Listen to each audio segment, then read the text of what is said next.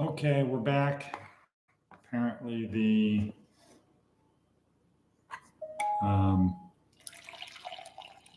USB came loose just enough so that the camera and microphone went dead and didn't seem to be able just to plug it back in. You can't scare me. I have 5 daughters. Okay, cool. All right, so we're just going to pick up where we left off, and that is today's TED video. TED Talk is Derek Sivers, who is going to be talking about how to create a movement that could be beneficial for Diana. How to create a movement. It's just a 3-minute video, and it incorporates the steps from Seth Godin. Find something to change while people are listening to music doing nothing. So I want to change that to get them to do something, tell a compelling story. He does it not by voice, not by words, but by actions. Tell a compelling story, connecting the true believers, ignoring the non-true believers. He's just out there doing his thing. He gets his first followers. And this is where Derek Sivers becomes important, because it talks about the importance of the first followers, that what the leader who starts as a lone nut needs to do is he needs to get his first followers, because without first followers, you just remain a lone nut. And then you nurture the followers as you. And and then lead them. That's what he does. That's how it worked. And that was very good. So that's the talk. And I think, Diana, that would be good for you to incorporate into what you are doing out there. Okay, and that's TED Talk. Yesterday's TED Talk was David Phillips, functional storytelling. It's the story before the story. It's the bonding part of the elegant axiom. It's the bonding, the story before the story. When you watch Simon Sinek's videos, you will see that's what he does. When you watch Amy Cuddy, who was, maybe still is, the #1 TED Talk of all time, you will see she starts with a bonding story. Okay, she doesn't just jump into the compelling story. Okay, cool.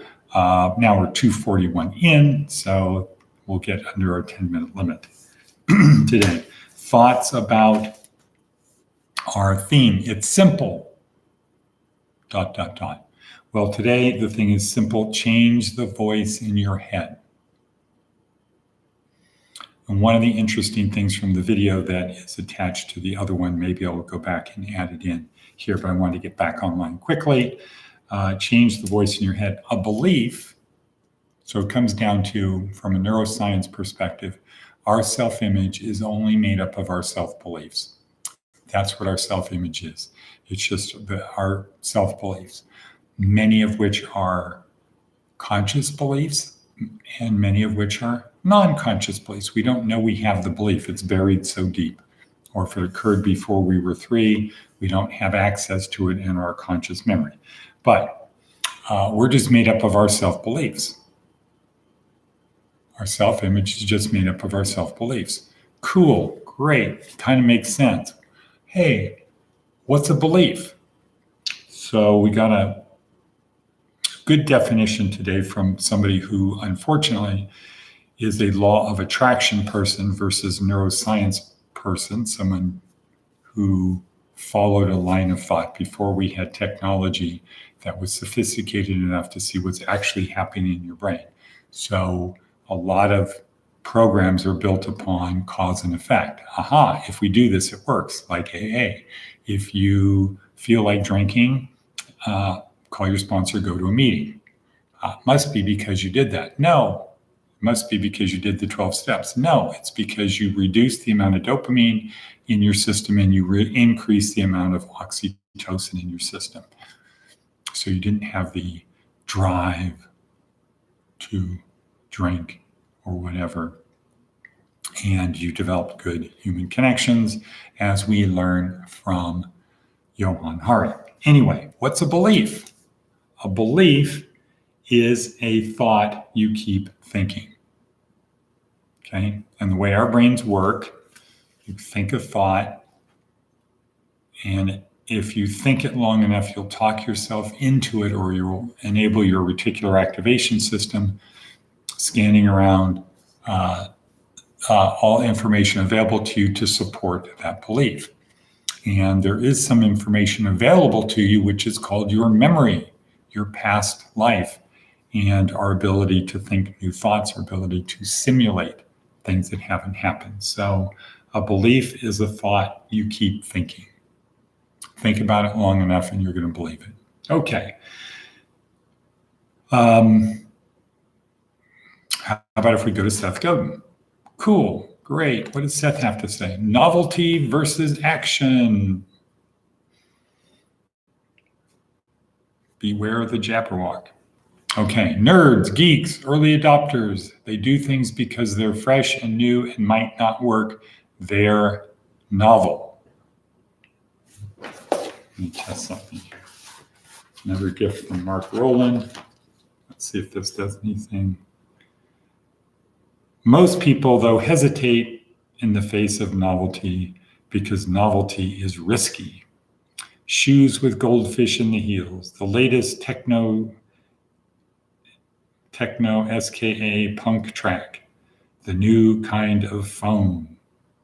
The reason we haven't taken systemic action is that it's scary and not because it's scary, not because it's not novel enough. If you want more people to take more action, make it safe. Don't make it interesting. Remember that, Anna or Diana. Make it safe. Don't make it interesting. If you want more people to take more action, make it safe. If you want people to vote for your candidate, make the candidate safe, not interesting. P.S. In a month it's Halloween. Please don't buy cheap chocolate. Right. Okay, there we are. Seth Godin. And have your pen and paper. Hopefully you have your pen and paper. You're able to take notes on things because you won't remember it. Our brains are designed not to remember. You'll just say, yeah, it was kind of a cool talk today, or I don't know, the director wasn't really on his game today. Whatever you're going to say, you're going to say. But it's better if you write it down. Go back, ponder it, do a daily examine. Maybe we'll talk about that in some other video. Cool. And now it's time for, it's back there now. There it is. Yesterday was the only easy day, Navy SEAL Maxim. We're really going to break this down into kind of like, what does that mean? Okay. Yesterday was the only easy day. Push yourself just a little bit harder every day. Cool, sounds good. How do I do that? Well, one way to do it is to get comfortable being uncomfortable.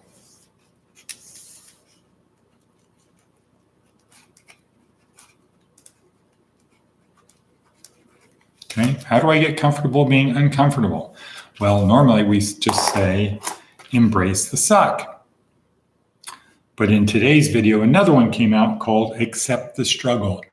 It's gonna be a struggle to get from point A to point B, people. It's gonna be a struggle. Accept it. Wow. Get comfortable being uncomfortable. Another way, don't compare yourself to other people. Just compare yourself to who you were yesterday.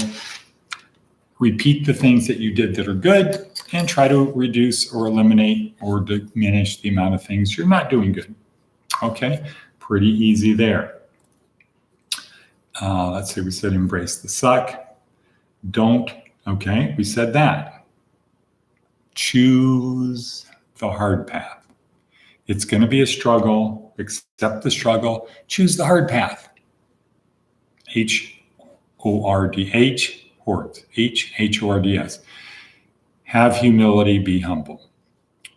Work hard. This is how you make yesterday not the easy. Yesterday was the only easy day. Accept the struggle. Humility, work hard. Take ownership of your actions. Don't give excuses, in other words. Take responsibility for stuff. Step up. Don't be the person who's afraid to tell the truth or to speak the truth. Discipline. Do it despite how you feel about it. Create a routine, create habits, good habits. And S is sacrifice, especially when it comes to other people. Sacrifice your time for other people. Give and don't count the cost. Fight, don't heed the wounds. Labor without looking to rest. Do those things. And have a goal. You have to have a goal. If you don't know where you're going, what? Any path will take you there.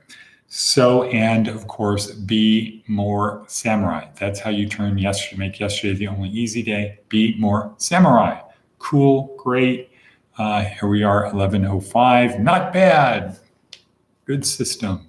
And I'm going to say cut and cut and cut.